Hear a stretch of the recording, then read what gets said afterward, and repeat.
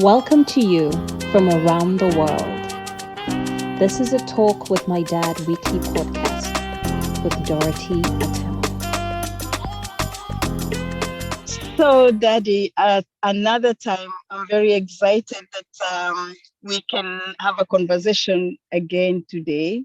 And I want us to today to talk about success. And I wonder what you have to say about success, Daddy. What is success? Okay, Dorothy, it's another happy and delightful opportunity to be with you. And as we deal with this subject, it's a very important one, and sometimes one that is misunderstood. But one is considered as a success in life if one's attempted goals and pursuits have a favorable outcome. However, what is oftentimes not known is what preceded the success. For instance, the failures, the setbacks, the hard work, and the determination of the recognized individual. And so you cannot truthfully embrace success without embracing and including what goes before the success. Many of the notable achievements in life that have benefited society came at a price. They are referred to as belonging or coming from successful individuals. But read the story of those individuals, the number of failures that they had, the decision to get up and stop remaining where they were at, the dogged determination on their part, and the coping with the setbacks that came to them in life. These things all went before success. And there's no way that we can divorce these events from the success that was realized. As a matter of fact, it is said that we learn more from our failures than from our successes. So, what is so important is that we include in success the various things that made us successful. Now, Daddy, as we talk about success, I don't know any one person that I looked as a success and I still look as a success story in my life like you, especially how you came to Kenya. And in my own description, I'm sure other people have their own opinions, but in my opinion and how I experienced your ministry in Kenya is that it was so successful. I even attribute the change of a culture. I saw a change of culture in my church. The being a pastor helped people to come to a point whereby they interacted with the word of God, that some aspects of our culture that were not okay changed it before my own eyes. And I wonder, what price did you pay? A price? I mean, can you just tell a little bit about your that success? Like you're saying that I saw the success part. What did I not see, Daddy? Well, it's so true. My wife and I, we came to Kenya when we were just over 50 years of age. What we brought with us is what we had experienced from as early as back in the years when we were 20, 21, 22, because Mhm. we chalked up many years of ministry in different societies, different cultures, among different people before we got to Kenya. And so what we experienced in Kenya was primarily the grace and the blessing of God upon our labors, but also embracing and utilizing the many, many, many lessons that we had learned along the way. Mhm. And it's so important that when people look on others who are successful, that they just don't take in the achievement of that individual, but rather stop to learn what brought them to that point when Mhm. they could be declared a success. That makes a lot of sense. That we saw you when you had passed through many experiences, working in many cultures and many different countries.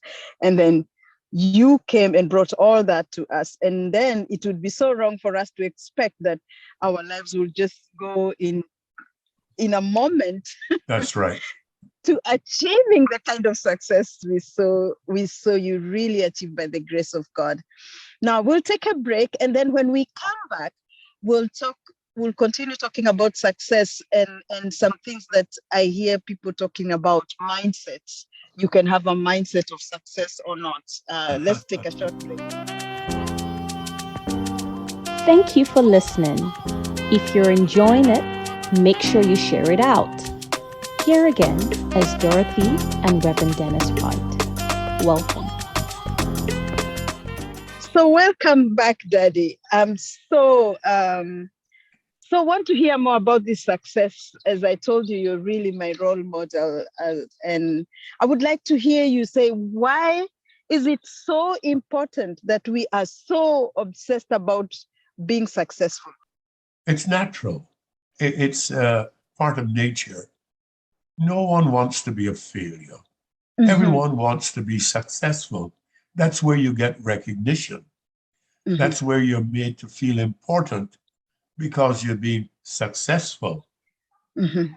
But what is not oftentimes taken into consideration is the importance of using our success. Why do you want to be successful? Mhm. What we do with our success, to me, dictates why we wanted to be successful. Mhm. Success for success sake is selfish. It is uh, not really beneficial to others.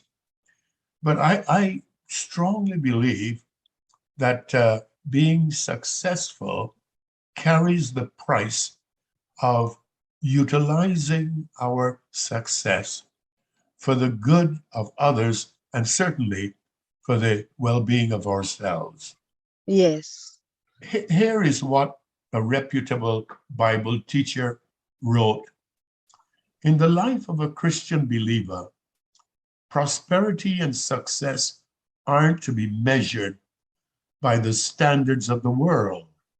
Mhm. These blessings are the byproducts of a life devoted to God and His Word. The question God's people need to ask are, did we obey the will of God? Mhm. Were we empowered by the Spirit of God? Did we serve to the glory of God? Mhm. If we can answer yes to these questions, then our lives have been successful in God's eyes, no Mhm. matter what people may think of us. Mhm. So it's very important that as a believer, we recognize that success is not just to get attention and to get people praise, but success is to achieve something for the good of others and to the glory of God.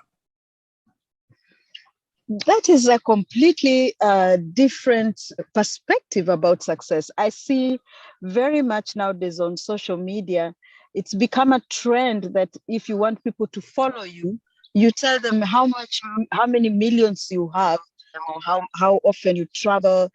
Then people are attracted to you because you're successful, and they want to learn from you how you got that success so that they can be that successful. So the focus of success then is so much on the outside material. You know, what would you have to say about that, Daddy? Well, I personally, I believe a man's works, what you do in life, speaks for itself. Mhm. I don't want to be put on a pedestal. Mhm. My achieving and my being successful is not from self-elevation. Mhm. Rather, you would want people to look at the works you did, the things that you did, and seek to emulate them. Seek to carry on that work. Uh-huh. Your true legacy is not how people viewed you and elevated you. Your true legacy is that many people have been blessed and helped by what you did. That is powerful. And we are going to end on that note. That is so powerful, Daddy, that people want to emulate you. People want to be and are inspired. That's the legacy, rather than just being put on a pedestal. That's But right. then people's lives get transformed.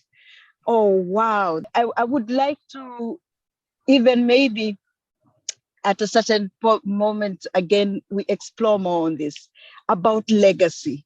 Because I Yes. think we have lost this part of legacy. What is real legacy? Thank you so much, Daddy. And Great being I with am, you, Dorothy. yes, thank you so much for this time again. And bye Okay. bye. Okay. Bye-bye.